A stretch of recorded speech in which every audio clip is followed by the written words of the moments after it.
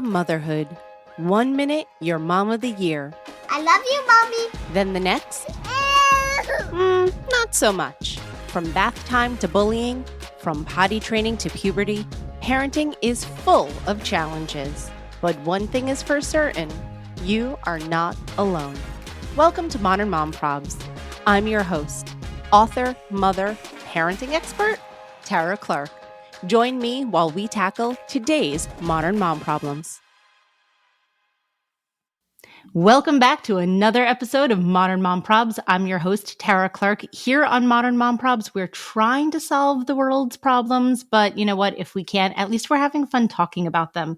Today's Modern Mom Problem is how to survive hosting the holidays with Maria Sansone. Maria Sansone is an Emmy award-winning television host with an illustrious career in broadcasting. She's a social media personality, lifestyle expert, home cook, and mother of two. Her genuine and authentic approach to broadcasting has won her top honors and the hearts of many. A little sweet and a little snarky, her no-nonsense style of cooking has made her recipes and digital content a social media sensation. Maria is currently the host of NBC 10 Boston's premier lifestyle show, The Hub Today, and the award-winning Mom to Mom with Maria Sansone TV show and podcast. Maria, welcome to the show. Hi, it is so good to see your face. It's so nice to see you again because we were together a couple months ago on your show, The Hub. And I think I kind of not inadvertently booked myself on your show. You did. Nothing better than putting someone on the spot on live TV while you were on Mom to Mom. I'm like, you're always looking for guests on your show. I've got the perfect guest for you. And here we are. A couple weeks later. I love it. Maria, you are a multi-hyphenated, talented person. You are an Emmy award-winning television host. You are, and I'm going to put this in quotes, the youngest reporter in the history of network TV. I want to hear that story in a second. A cookbook author and a mom. Tell us a little bit about yourself. Well, yes, all those things are true. So I am a broadcaster by trade. That is my day job. I have been broadcasting pretty much since I was 11 years old. I kind of accidentally fell into this profession. I was a little kid at a basketball game. I was in a slam dunk contest. I mean, this is a story for another Oprah. But long story short, I was interviewed by one of the local reporters there, and he had this idea, like, what if we gave her her own segment on the Real Grown Up News, because she's like such a little Weisenheimer, to use like a Moira Rose term. And blah, blah, blah. Next thing you know, I am on national television. I got picked up by ABC Sports to be one of the sideline reporters for the Little League World Series, which was a perfect match because those kids are like 12 and 13. I was 11. I was a guest on The Tonight Show. Everything just kind of snowballed. And I was named the youngest sports reporter in the history of network television. Now, I don't know if anyone's broken that record since then, but that's mine and I'm sticking to it. So yes, I have built a career on that. I kept going. I went to Syracuse and went to the Newhouse School and studied television, radio, and film, and have since had a career in New York City. I worked at NBC there. I had a morning show on Yahoo. I loved the show. I loved your show in New York, by the way, but we could go back to that. Thank you. Well, it's really the sister show of what I'm doing now in Boston. So it all like ties together. So like so many people in TV, I bopped around. I moved to New York City. And after about 9 years there, loved my job and everything. But I was like, let's go to LA. Let's shake things up. I'm a big risk taker. I love doing that kind of stuff. So my husband and I packed everything up. This was before we had kids. We moved to LA. I really didn't know what the plan was.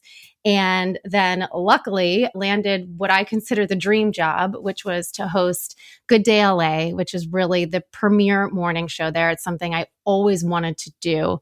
So I was hosting 4 hours of live TV a day, just like doing that is a lot, Maria. Yes. Then I had 2 kids and realized, oh my gosh, we are so far from our village. And Modern Mom Prob, I did not have the support I needed in LA. So we dropped everything again, packed up the kids, and moved to a small town outside of Boston. Again, not really knowing what I was going to do career-wise, and then luckily landed at the NBC station here in Boston doing a morning lifestyle show, which is absolutely perfect for me, and then hosting Mom to Mom, which is a podcast and television show, which is how we met.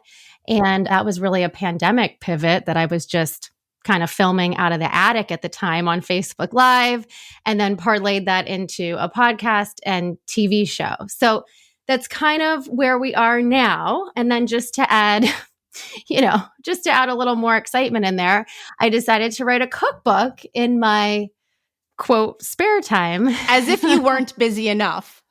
Yes. But this was something that was just such a passion of mine. And I mean, we can talk about how we got here, but it was something that I always wanted to do. And I really was listening to, I love my social media audience. I have built such an amazing community there. And like you, we have this ability to really connect with people and listen to what they're saying and what they need. And I loved cooking just for fun with my audience. But what they were telling me is they needed help on weeknights, bad, with their weeknight dinners. And they needed stuff that was simple and easy. So over the process of time, they were telling me, can you put this all in one place? Like your recipes are all over the place. I didn't really have a blog. And so the book, which I have right here, was born. Yes. That is literally a question I ask myself every night. I'm like, oh, snap, what's for dinner tonight? And I open up my pantry or I open up my refrigerator and I'm like, what am I going to do now? Here we go again. Yes, you'd think I would learn. Go again. Like, you people need to eat again?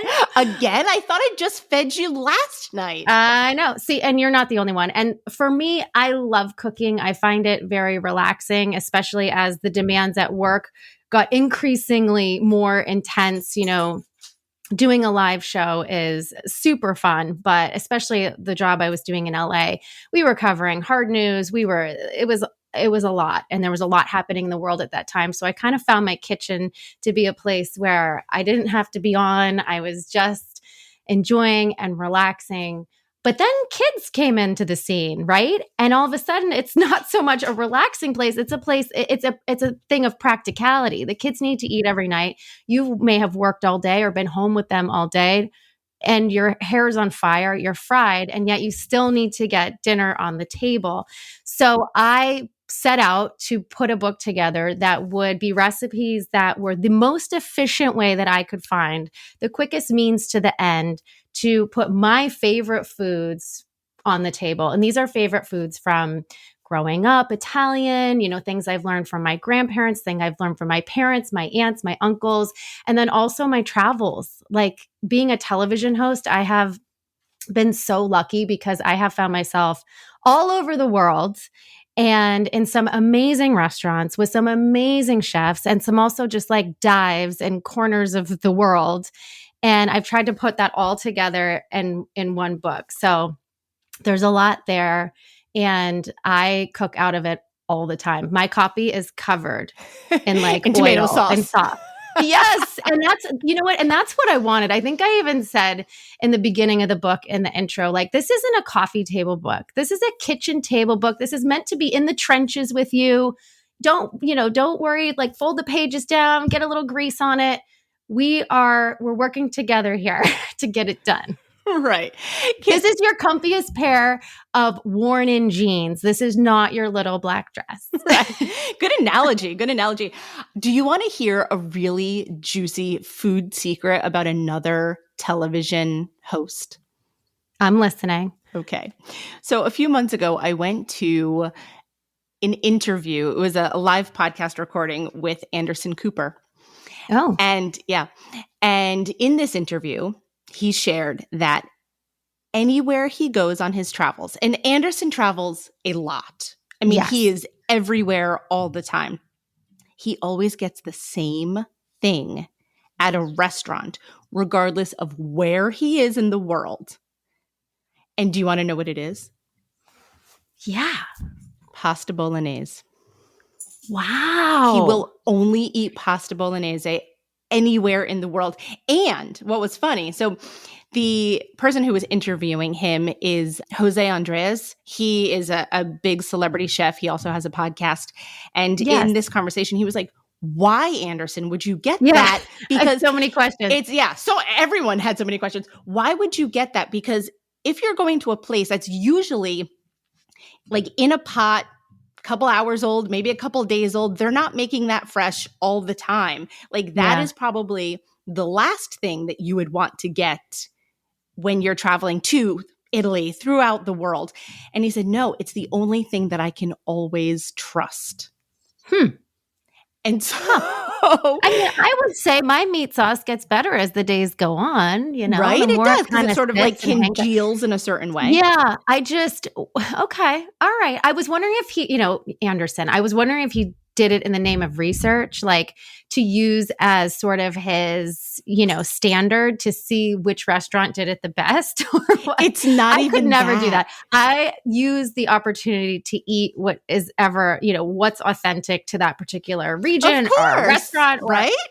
Whatever, to get ideas and inspo. Not He's Anderson. an interesting cat. He's an interesting cat. Once we heard that, I was like, wow, that was it was even more interesting. I have a interesting Anderson story too. So do you remember Anderson had a talk show for a little while? Mm-hmm.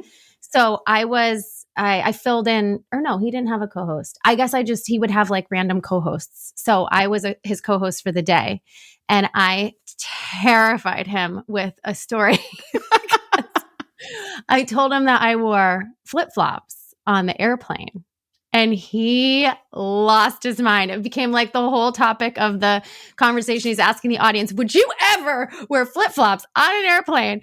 And then the more I thought of it, I'm like, I guess that is kind of gross. I don't know. It was coming from LA. It was hot. Yeah. I didn't have to worry about like untying shoes, for security. Yeah. I mean, it was like the whole thing. So funny. He was so skeeved. Yeah. He's like, no, you can't do that. But then, I would also ask the question of, and I'm asking this to him more. So like, what if you were wearing wedges, right? Mm-hmm.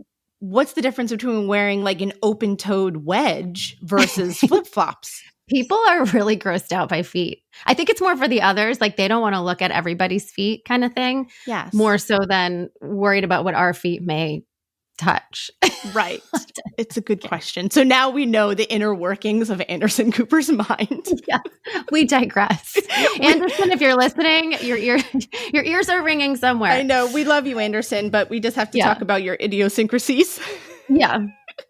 Okay. So wait, now I'm bringing us back. We're talking about the holidays. The holidays are coming up, and I want to talk about some of your favorite tips for hosting. Oh, yes. Well, good timing. I'm actually off to the grocery store after this to do a huge haul.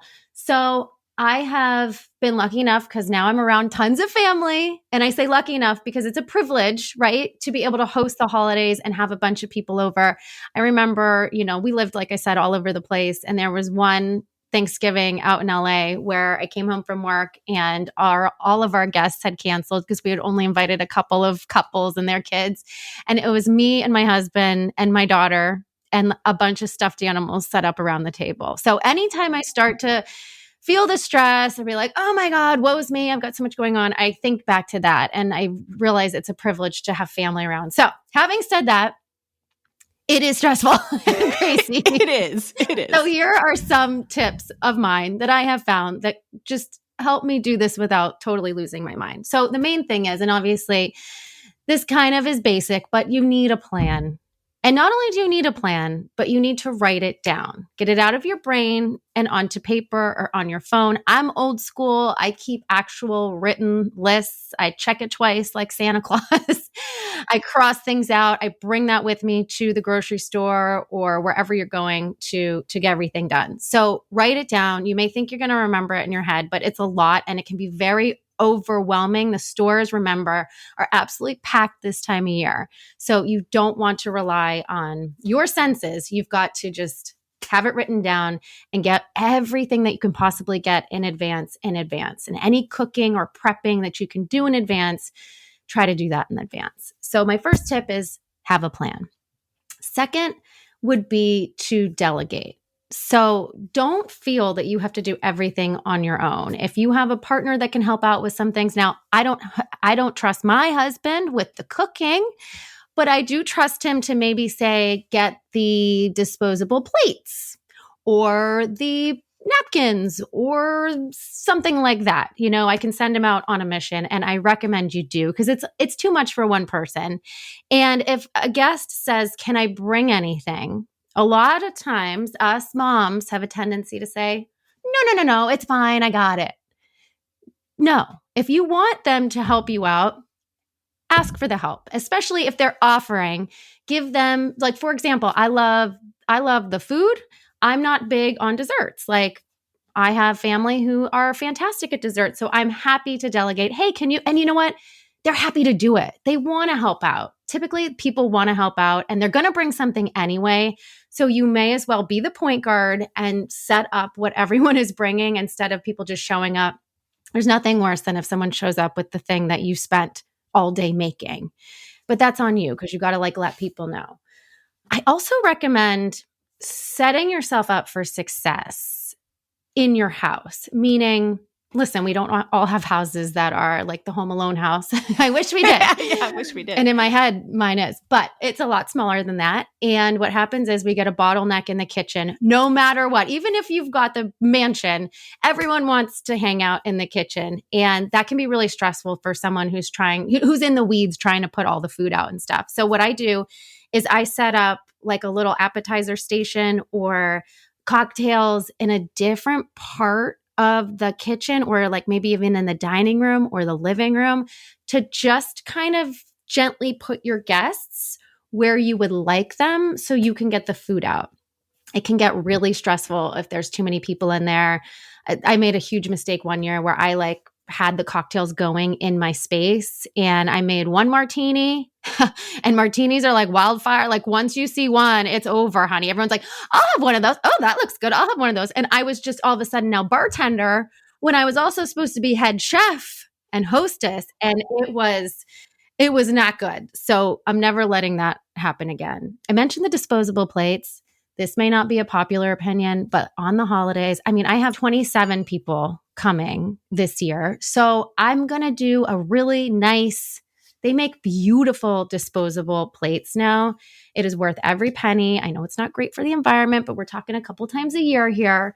I would do that. If you have the means, there's also rental services where you can rent actual plates and things, and then you give them right back dirty. You just rinse them off. That's a really nice treat. If you can get away from washing dishes, that's huge. It's a game changer. We also get those plates too. I know they're not great for the environment, but you can get them. We get the ones where they're like white and they have like a pretty like gold ring around the side. Exactly. They look like china, but they're not. They do. And it's fine. And then nothing's getting broken. And lastly, when it comes to the holidays, it doesn't have to be perfect, guys. I know we live in this world where we're seeing the highlight reel from everyone. It's a very Pinteresty world. It's probably outdated now, right? It's a TikTok world. But it's both. It's an Instagram world. Yeah, and it's not real. And I think back to holidays and events where things didn't go as planned. And honestly, those are the ones that become classic. These are the times that we remember forever. Like every 4th of July, we make this barbecued ham, right? We've been doing it forever and ever and ever. We usually have like 30 people for 4th of July. And one year, I don't know what came over me, but I absolutely pulverized the barbecued ham. Like, I don't know. I was like stirring it. I was like just a maniac. And it was just like the essence of ham. It wasn't even barely edible. And I am still getting razzed to this day about the barbecue ham that was absolutely destroyed.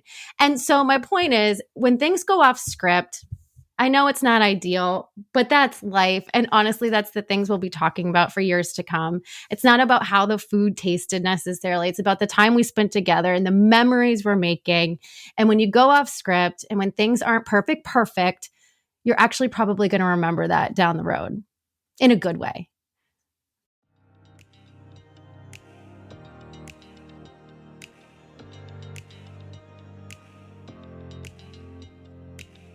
This episode is brought to you by Modern Mom Style Box. Upgrade your wardrobe and enjoy unlimited styles for just $60 a month. Modern Mom Style Box is the first rental clothing subscription designed exclusively for moms and moms-to-be. Get started today with a free trial. Use promo code PTO. Yes, 1,000%. I recently saw a tweet that said something, and I'm probably going to butcher it, but it said something along the lines of like, holidays weren't meant to be beige and minimalist. They were meant to look like joy threw up all over the place. And so, Yes. so there's like, look at me. You're so cute. No, I'm dressing like the main character in a Hallmark movie from now until the new year. I am here for it, Maria. You look adorable. You have the cute headband and like the denim shirt. Like you are full Hallmark movie. Pretty soon there's a red lip. Yep. There's going to be a guy walking in the background with a plaid shirt on.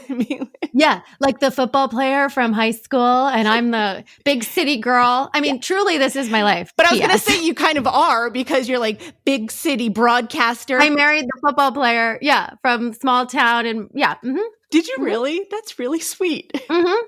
Yeah. The only thing is this isn't my hometown. This is his hometown. So, yeah. I mean, every day I'm like, this is a Hallmark movie. Someone just called yesterday to see if I would come and bring my cookbook to sign at the holiday stroll downtown. And I said, do you realize you are truly making my Hallmark movie dreams come true? Like, I hope you take so many pictures of that because you really are living in a Hallmark movie. Yes. We live in like a little snow globe, like this perfect little New England town. It's such a great place to raise the kids. I'm so happy we made the move and got settled down. New England towns really are like that. You think it's just like a fictional location, and then you go there and you're like, oh no, this is real. Yes, it is real. Yes. It's just, I mean, the houses in downtown here are built in the 1600s and 1700s. So we're talking, this is as Americana as it gets. That's amazing. Oh man, I love it. I love it. Would you consider yourself, we were talking about like Pinterest perfect. Would you consider yourself a Pinteresty host? Are you one that goes all in on centerpieces and decor? Not as much, because I really do focus on the food. And I feel like for me, the centerpieces and things like that are kind of an afterthought. So I'm trying to be a little bit more ahead of that. I'm always like, I'm more up at night being like, oh, I'm making this and I have a vegetarian coming. Oh, I got to whatever. So it becomes a little bit of an afterthought. I've gotten a little bit better about that over the years. I do set the kids up with activities. That's where I would give myself an A+ in the Pinterest category. And again, that's to keep them busy, because it can get really wild and crazy when all the little kids get here and they're just so stoked and they're so excited and spirits are high. Yes. So, well, it's fun to be with their cousins, right? Because I'm sure the cousins all get excited to be together. I'm still at a 10 when I'm with my cousins. Like I just, lose my damn mind. What's more fun than running around with your cousins and staying up late and, So I try to have little things for them to do and like little activities that they can work on, or it's sometimes nice to just like put butcher like paper all over the table that they're going to sit at and they can like color on that. I always have a plan for after dinner too. We're big on bingo. We do a lot of like bingo or gambling games like left, right, center. That's a big thing in our house.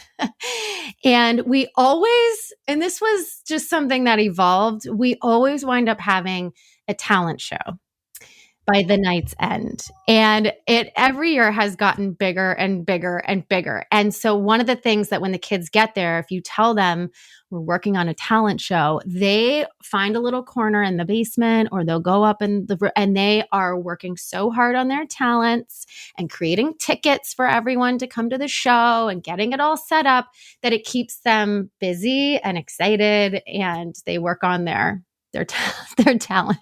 I love that. I used to do that kind of stuff with my cousins when I was little. It's good old fun. And again, it's all about making memories. And some of these talents, like, oh my gosh, we'll never forget. The grown-ups do it too. Yeah. Oh, they do? The grown-ups participate? Yeah. Oh, yeah. I'm going to come up to your house. Oh yeah, you got to come. We've got magicians. We have people doing the spoken word. We have piano players, guitar, dancing, of course. My mom did a cleaning demonstration because she says she doesn't have any other talent. So she showed us how to clean a hardwood floor. It's just whatever you got in your bag of tricks, bring to the table. It's a celebration of each individual. Correct. Yes. So you said you have 27 people coming. Yeah. How do you manage that? Well, like I said, I've been planning for that in advance, and it depends on the holiday, right? If you're talking about Thanksgiving, for example, the menu writes itself. I know people try to overcomplicate it with different things, but I like to keep it simple. If I have someone coming for, I have the day after Thanksgiving, for example. So I had to come up with my own menu. And so I'm doing a big dish that I can serve an army with. And I have examples in my book. The thing that I make when I need to make a big amount would be my lazy lasagna. So lazy lasagna is a great one if you have a bunch of guests coming. You don't even have to boil the lasagna noodle. You take frozen ravioli and you layer that on the bottom of the pan. Then you layer other things as you would a typical lasagna, but not having to boil the lasagna noodles just takes a lot of the stress out and a lot of the extra legwork. And also you can make in advance and then pop it in the oven the day of. And it really just serves so many people. So if you've got a big group, I'll make 2 giant lasagnas. Then you just salad, garlic bread, boom, done. My book is also really good for sides. I have a whole chapter of ride or die sides. And these can be easily mixed and matched with the things in my cookbook. But for holidays, I recommend the mashed potatoes, the balsamic Brussels. I have a great green bean recipe in there that I love all year round. And again, all of these are the quickest means to the end because we don't want you in the kitchen, not having fun. The host needs to be present and having a good time. It's true, because that's oftentimes what happens. We get stuck, we as the hosts get stuck in the kitchen and everyone's out there talking, having fun, doing a talent show. And we're just And they feel stuck. that too. It's have you ever been to a wedding where the couple getting married isn't in it? They're not on the dance floor. They seem to be then the whole wedding is different. And I feel the same way at your own house. You're the bride that day and they're taking your lead. If you're having a good time, and then everyone's having a good time. So you just do the best you can to make things that are going to be off your plate, so to speak, and more hands off. And again, that all comes in the preparation. You don't want something. I have things in the book I love to make, like chicken piccata, for example, but I would be standing over the stove making that in batches. That's a no-no for 27 people. That would be nutty. So you just have to plan ahead and do the best you can. No, I like that. Stay calm. Stay calm. I like the bit of advice of you're setting the lead because it is your house, right? So you're setting the lead. You're bringing the vibes. It's the day vibes. For the most part will be you bringing the vibes. Absolutely. And they're looking to you. So if you're frazzled and not having fun and all of that, people feel the stress. So you want to be a good host. So you do the best you can to get everything done ahead of time. Ideally, when your guests come, you're sipping on a glass of champagne, ready to greet them and look them in the eye. Now listen, a lot of times it doesn't happen. I've got my back to them, the stove. Yeah. And I really try to avoid that. I really try to get it done so that I can be hello, everybody. That's the ideal scenario. Yeah, no, definitely. How early do you start on a holiday so that you can get to that point? Days in advance.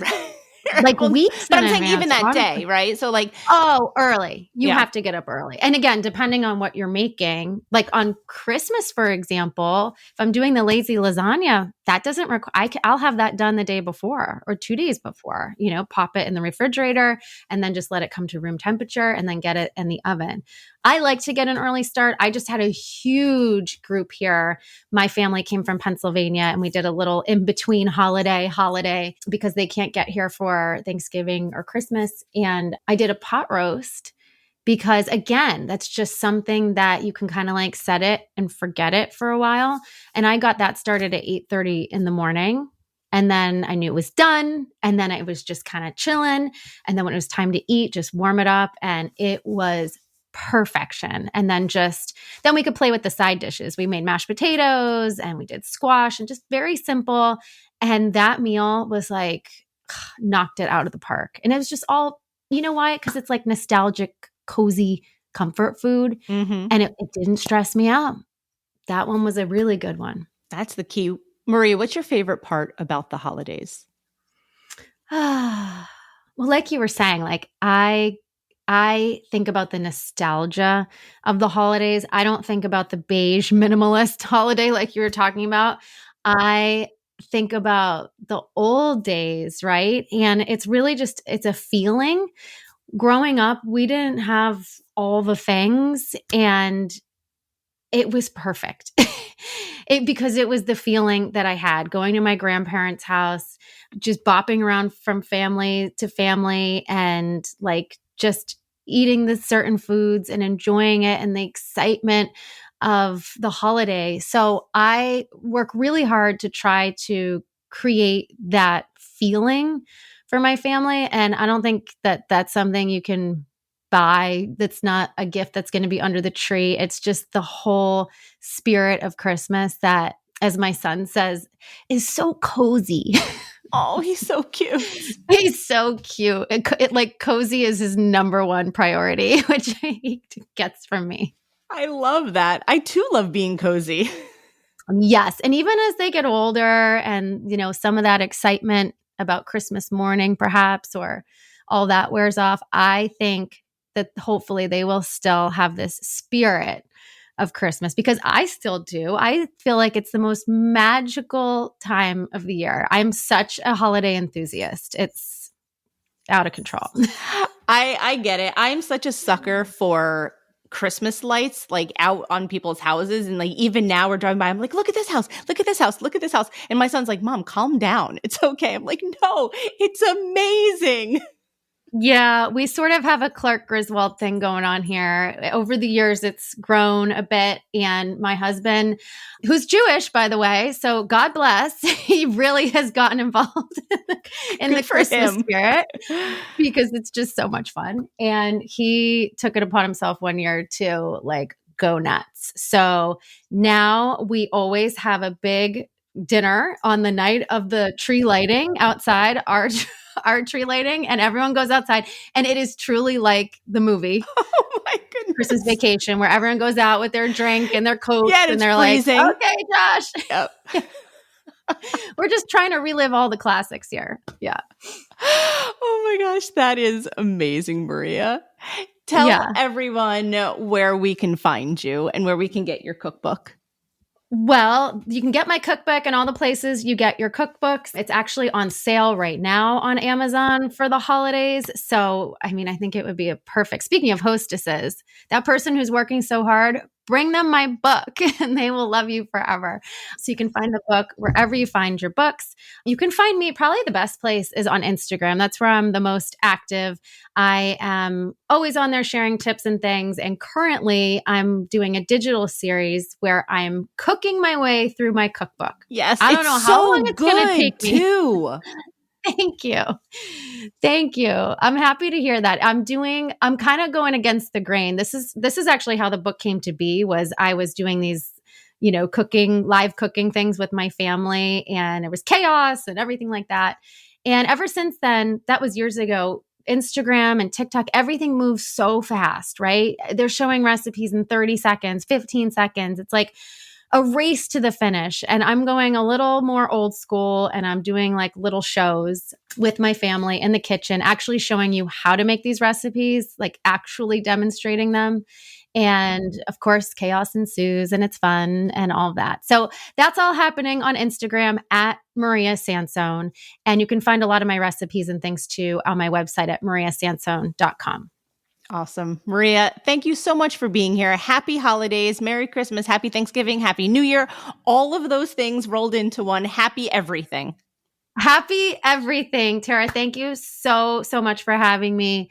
I really appreciate you and the support. I appreciate you too.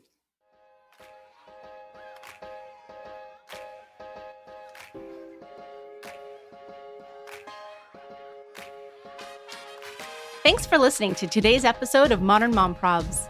I hope you enjoyed our deep dive in today's problem with me, your host, Tara Clark. Join me next time when I'll be interviewing another great guest and tackling another modern mom problem. If you enjoyed today's episode, please leave us a review and a rating. As always, you could head over to Modern Mom Probs on Instagram and give me a follow, or check out my book, Modern Mom Probs, A Survival Guide for 21st Century Mothers, available online wherever books are sold. Well, that's it for today. See you next time, folks.